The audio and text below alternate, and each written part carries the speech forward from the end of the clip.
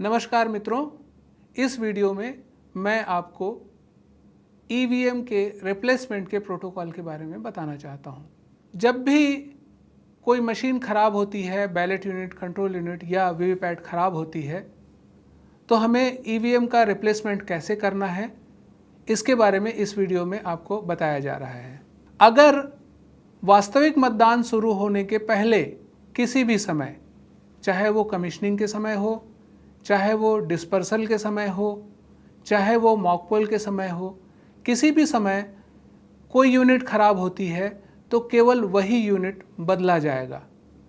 मेरा कहने का आशय यह है कि यदि इन सारी परिस्थितियों में कंट्रोल यूनिट खराब हुई है तो केवल कंट्रोल यूनिट बदला जाएगा, बैलेट यूनिट खराब हुई है तो केवल बैलेट यूनिट बदला जाएगा, और अगर वीवीपैट खराब हुआ है तो केवल वीवीपैट बदला जाएगा। बाकी की जो प्रोसेस है वो सेम रहेगी।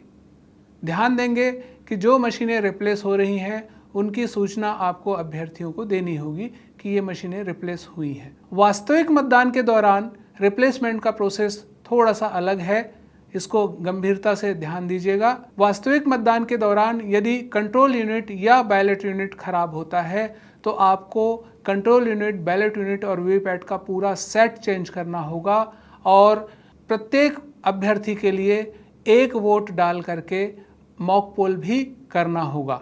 मॉक पोल करने के पश्चात कंट्रोल यूनिट से मॉक पोल डेटा को डिलीट करना, वीवीपैट ड्रॉप बॉक्स से वीवीपैट पेपर स्लिप्स को बाहर निकाल करके मॉक पोल के निर्देशानुसार समस्त कार्यवाहियां सुनिश्चित करना एवं मॉक पोल का सर्टिफिकेट भरना आवश्यक होगा। लेकिन यदि वास्तविक मतदान के दौरान वीवीपैट खराब होता है तो आपको केवल वीवीपैट बदलना है और कोई भी मॉक पोल करने की आवश्यकता इस परिस्थिति में नहीं है। यदि वास्तविक मतदान के दौरान या मॉक पोल के दौरान किसी भी स्थिति में अगर सीयू में पावर कम दिखा रहा है, अर्थात पावर पैक बैटरी लो दिखा रहा है, तो उस कंडीशन में आपके पास विकल्प है कि आप पावर पैक चेंज कर सकते हैं। ये पावर पैक आपको आपके सेक्टर ऑफिसर से मिलेगा। सेक्टर ऑफिसर के माध्यम से संपर्क करके आप पावर पैक प्राप्त करेंगे और सेक्टर ऑफिसर और मतदान अभिकर्ताओं की उपस्थिति में आप आरओ द्वारा सील किया गया बैटरी सेक्शन ओपन करेंगे और वहां पर नया पावर पैक रिप्लेस करने के पश्चात आप फिर से उस सेक्शन को सील करेंगे अपने सीलिंग से सेक्टर ऑफिसर की उपस्थिति में।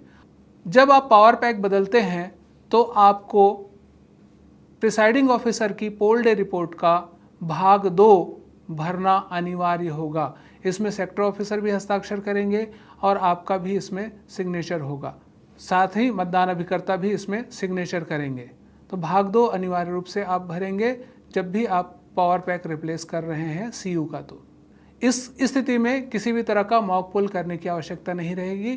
केवल ये ध्यान रखना ज़रूरी है कि जब आप पावर पैक को निकाल रहे हैं, लो बैटरी वाले पावर पैक को या नया बैटरी लगा रहे हैं, उस समय आपके कंट्रोल यूनिट का जो पावर पैक है, ऑन ऑफ स्विच है, वो ऑफ की स्थिति में होना चाहिए। किसी भी स्थिति में ऑन कंडीशन में आप पावर पैक को निकालेंगे या रिप्लेस नहीं करेंगे।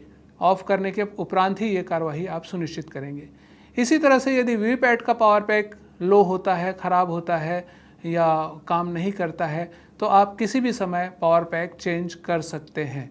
इसके लिए किसी भी तरह के आपको मॉक पोल करने की आवश्यकता नहीं होगी।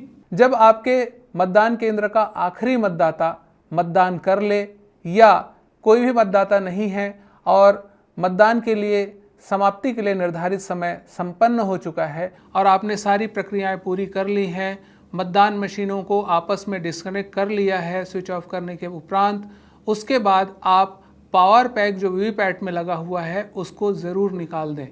मतदान अभिकर्ताओं की उपस्थिति में भी पावर पैक निकालेंगे।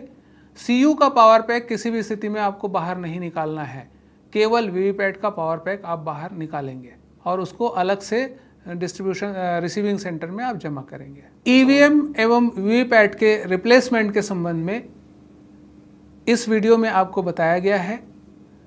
अतिरिक्त जानकारी के लिए आप पीठासीन अधिकारी की पुस्तिका का संदर्भ ले सकते हैं। बहुत बहुत धन्यवाद।